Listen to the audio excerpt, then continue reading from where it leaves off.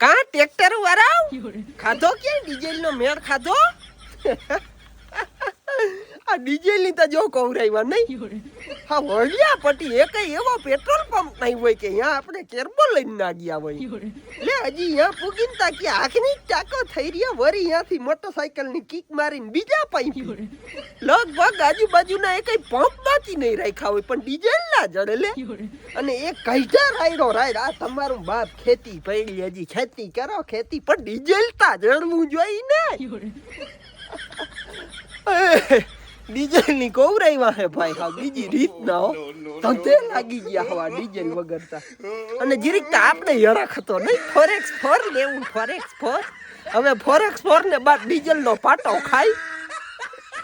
થઈ તો 10-15 લીટર જારણી ગયો કેમ ડીઝલ ને જડવું જોઈએ ને પછી લાઈન માં ઊભા બિસાડા વા લાઈન માં ઊભા પૈપી નહીં એટલે એવું હે ભાઈ